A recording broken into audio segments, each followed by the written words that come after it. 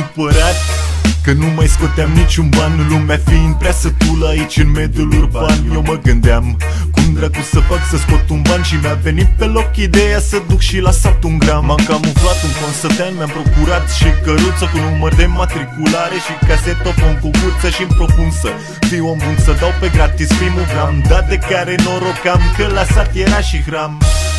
Și m-a costat un consătean, rulasem 10 jointuri slabe din gramul ce-l aveam și zic Șan, fă-te-n coacă, pun pariu pe iapa mea că de fumez ce îți voi da sport precum Ali Baba. Și se hamă prostul, mă ofer să-i dau un foc. Discutăm vreo 5 minute despre ce muist e boc și nici bine nu mă întorc după o țărancă bună că l-aud pe un cum strigă.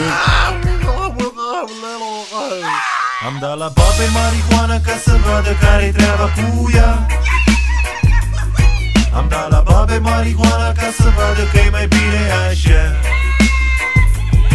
Am dat la babe marihuana ca să vadă care-i treaba cu ea. Am dat la babe marihuana ca să vadă că-i mai bine așa.